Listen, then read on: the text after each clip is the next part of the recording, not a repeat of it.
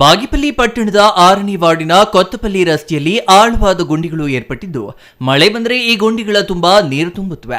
ಸಾರ್ವಜನಿಕರು ರಸ್ತೆಯಲ್ಲಿ ಸಂಚರಿಸಲು ಆಗುತ್ತಿಲ್ಲ. ಈ ರಸ್ತೆ ಮೂಲಕ ಶಾಲೆಗೆ ಹೋಗುವ ಮಕ್ಕಳು ಹಾಗೂ ವೃದ್ಧರು ರಸ್ತೆಯಲ್ಲಿ ದಿನನಿತ್ಯ ಸಂಚರಿಸಲು ಅವ್ಯವಸ್ಥೆ ಪಡುತ್ತಿದ್ದಾರೆ. ಗುಂಡಿಗಳಲ್ಲಿ ನೀರು ತುಂಬಿದ್ರೆ ರಸ್ತೆ ತುಂಬಾ ಕೆಸರುಮಯವಾಗಿ ಮಕ್ಕಳು ಶಾಲೆಗಳಿಗೆ ಹೋಗಲು ತೀವ್ರ ಸಂಕಷ್ಟ ಎದುರಿಸುತ್ತಿದ್ದಾರೆ.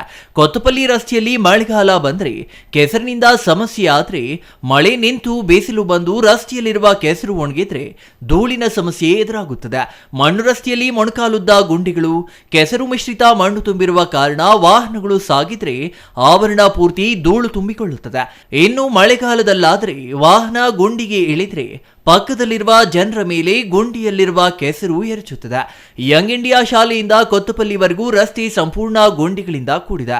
ಕೆಲವು ವಾಹನಗಳು ಸೀಮೆ ಎಣ್ಣೆ ಹಾಕಿಕೊಂಡು ಸಾಗುವ ವಾಹನಗಳು ಬೇಡುವ ಹೊಗೆಯಿಂದ ಸಾರ್ವಜನಿಕರ ಆರೋಗ್ಯ ಹದಗೆಡುತ್ತಿದೆ. ಪರಿಸರ ಮಾಲಿನ್ಯದಿಂದ ವೃದ್ಧರು, ಮಕ್ಕಳು, ಮಹಿಳೆಯರು ರಸ್ತೆಯಲ್ಲಿ ನಡೆದಾಡಲು ಸಂಕಷ್ಟ ಪಡುತ್ತಿದ್ದಾರೆ. ಗೂಳೂರು ರಸ್ತೆಯಿಂದ ಕೊತ್ತಪಲ್ಲಿವರೆಗೂ ಇದು ಮುಖ್ಯ ರಸ್ತೆಯಾಗಿದ್ದು, ಸಾರ್ವಜನಿಕರು ಸಂಚರಿಸಲು ಸಮಸ್ಯೆಯಾಗಿದೆ. ಸುಮಾರು ವರ್ಷಗಳಿಂದ ಈ ರಸ್ತೆ ಗುಂಡಿಗಳಿಂದ ಕೂಡಿದೆ. ರಸ್ತೆ ಕಾಮಗಾರಿ ಪೂರ್ತಿಯಾಗಿಲ್ಲ. ಸಾರ್ವಜನಿಕರು ಮಳೆ ಬಂದ ಸಂದರ್ಭದಲ್ಲಿ ರಸ್ತೆಯಲ್ಲಿ ಸಂಚರಿಸಲು ತುಂಬಾ ತೊಂದರೆಯಾಗುತ್ತಿದೆ. ಯಂಗ್ ಇಂಡಿಯಾ ಶಾಲೆ ಪಕ್ಕದಲ್ಲಿ ರಸ್ತೆಯಲ್ಲಿ ಆಳವಾದ ಗುಂಡಿ ಇದ್ದು, ಗುಂಡಿಯಲ್ಲಿ ಯಥೇಚ್ಛವಾಗಿ ನೀರು ನಿಂತಿದೆ. ಆದ್ದರಿಂದ ಜನರು ಓಡಾಡಲು ತೊಂದರೆಯಾಗುತ್ತಿದೆ. ಹಾಗೂ ಅದೇ ರೀತಿ ಕೊತ್ತಪಲ್ಲಿವರೆಗೂ ರಸ್ತೆ ಪೂರ್ತಿ ಕಾಮಗಾರಿ ಆಗಿಲ್ಲ.